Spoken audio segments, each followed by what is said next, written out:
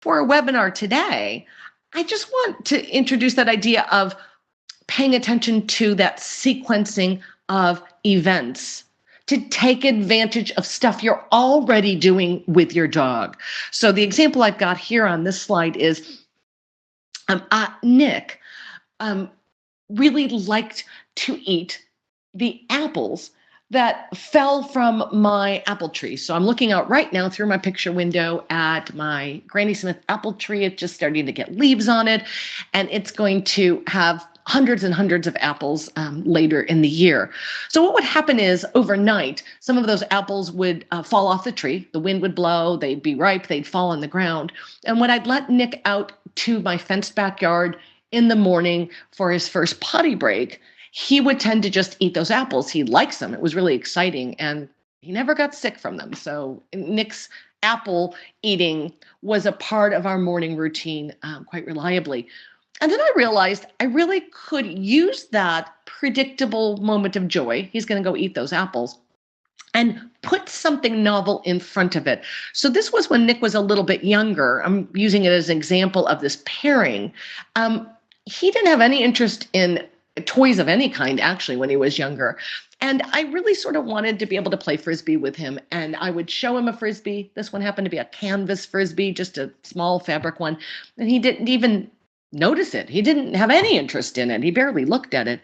And so I wanted to take his joy of eating those apples and use it to infect the Frisbee. And so it was pretty simple, right? The Frisbee comes before my saying, okay, I want to go outside, opening the back door and letting him eat apples. So the Frisbee followed by apple eating. And over time, what I'm going to expect is the Frisbee is a tip-off. It's a predictor that something exciting is going to happen. And so the sight of the Frisbee coming out itself becomes exciting.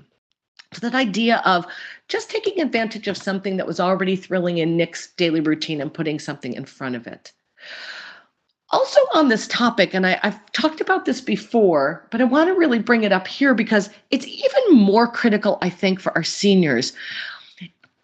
Avoid ruining or poisoning anything that is currently a reinforcer. So there's this one idea of let's extend and create novel reinforcers. We have more power to do that than we presume. It's interesting to me how often I talk to clients and their wording is, so they would say, yeah, my dog doesn't really like toys. Or the Great Dane yesterday, he really isn't interested in food. I want to be able to say, especially to that toy comment, your dog isn't interested in toys yet because he hasn't learned to be. I think we've all had the experience of dogs who naturally love balls or Frisbees, and we feel so lucky when that's true. We're like, we don't have to do any teaching. It's already sort of in the dog. We're going to take advantage of that.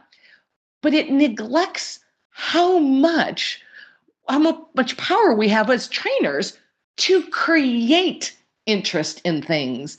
And I think sometimes people will feel like it's fake. If you teach a dog to like a toy in this way of pairing the Frisbee before the apples and creating this sort of extended interest in the Frisbee because the Frisbee itself is a conditioned stimulus, I feel like people will go, well, yeah, that's not actually true play, or they don't really have, that sort of innate interest. I don't have video preloaded of Nick playing with the Frisbee, but you would have never known he didn't come sort of preloaded with loving Frisbees. It becomes a really natural thrill.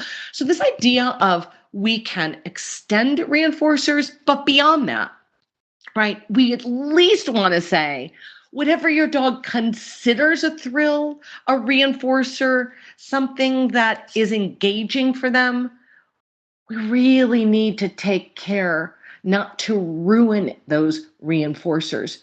At the end of our webinar today, I'm going to take some time and really talk about keeping dogs' appetites robust, keeping them eating, because I think that's a real key to keeping our seniors engaged behaviorally. So I'm going to take time at the end of our webinar and really look at that in some detail. But for